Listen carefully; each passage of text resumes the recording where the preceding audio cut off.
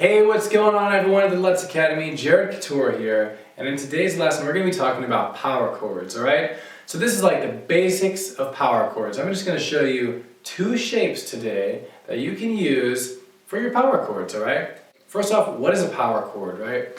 Well, power chords are basically just an interval of a fifth. If you've ever heard of intervals, musical intervals, it's the interval of a perfect fifth. And it sounds, as they say, perfect. It's the most stable sound. It just sounds really big, really powerful, really strong. It's a strong sound. And we use this sound, of course, in many different forms of rock music, like rock, metal, of course, even in blues, and pop music, you know, many types of things, punk music, but really just anything that has some kind of rock basis, power chords are perfect for. And it's really easy to create some really cool songs. So let me go ahead now and show you some shapes, and let's try some stuff, alright? So, here's the shape I'd like to show you. We're going to be using our first and third fingers, and let's go ahead and put our first finger on the 5th fret of the E string. Okay, make sure you got that. Now, all we're going to do is take our third finger, and we're going to put it on the 7th fret of the A string. This combined together is a power chord, right? It's the interval of a perfect fifth. Alright, so when you're playing these chords, you want to keep in mind that you only want to hear those two notes. No other strings should make any sound. So I'm just being very cautious with my pick and kind of muting the ones below anyway. Like, you know, if you can kind of mute the strings. But either way, we just want to hit those two. You can do that with a pick or your fingers. Okay? So, that's just something to know about how to play it. Now let's go ahead and change it. So we can take this exact same shape and move it and use it for almost all of our chords. This is very cool. So if we want to play on a different set of strings, we move it down just the exact same shape. We're just going to move that shape and start it now on the 5th string. Right? So the exact same shape works for the A string and the E string.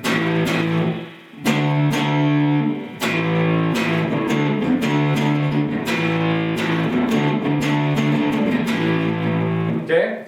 And you can already start making music with it that easily. So anyway, these are just the shapes, but let's keep going. So E string, A string is exactly the same. If we move it again down one set of strings to the D string, again it's exactly the same.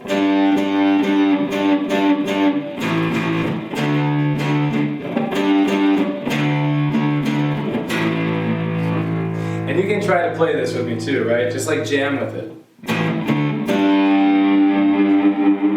Now, here's the thing though, because we're still just learning the shapes. There's one other shape when you're just using two fingers. And it's like, so let's go ahead. So let's move our hand down. Again, keep it exactly the same. But now the difference is, instead of using the third finger, I'm going to go up 1/2 step, 1 fret higher, and put my pinky there instead. And use the first finger and the 4th. The first and the pinky. Because of the way the guitar is tuned, we now have to make a little bit of a different shape for the B string.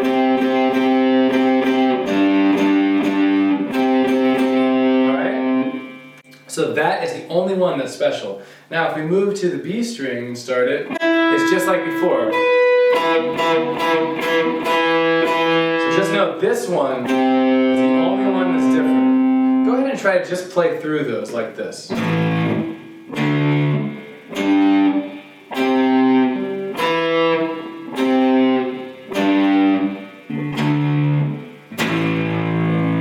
You can do it slower, but just to see the shapes, alright?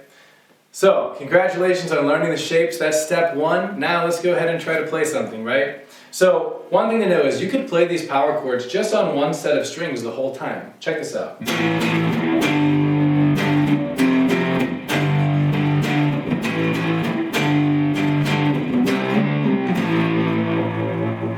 So all I did there was I took this shape and I'm moving it around on these set of strings and with something I like that I think is cool, and that's it. And you could do the exact same thing like that, just on any of the string sets.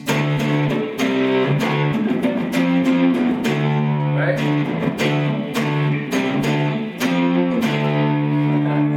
That's Go-Go Power Rangers, by the way. I always think that's funny to play. But anyway, so we could do it just on one string. Or we could do it where we use different strings at the same time. Check this out.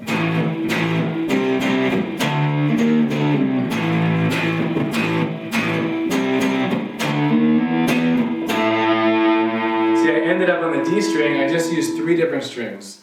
So all you need to know is where the shapes are and how to use them. And I of course recommend knowing the actual notes on the fretboard.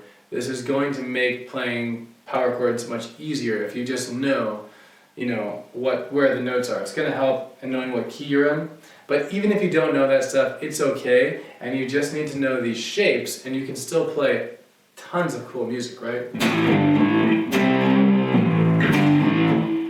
So let's try one like that, alright? Let's play that same thing. So what I just did here is I'm starting on the 5th fret, now going back 2 frets to start on the 3rd fret. And when I say start, I mean with the first finger. Now go all the way up, start on the 7th fret, and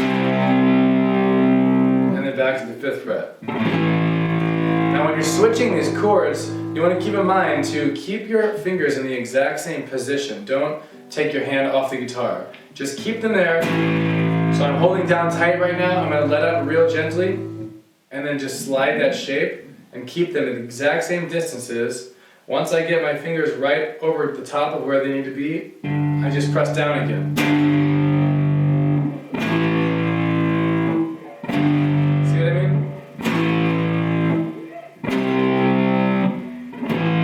So that's something about switching these chords. Now let's try to play something together.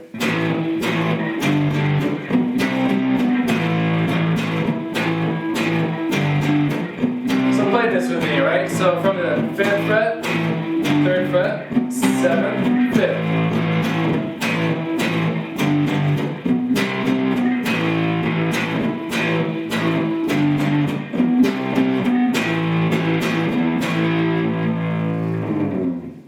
Alright, you can try that on your own. I'm sure that sounds like a song to you, right? It's very easy to come up with a lot of cool songs and play songs you already know just by knowing these shapes. So anyway, that is it for now. This is the very most basic stuff you need to know about power chords. Now get out there, check out some of your favorite songs.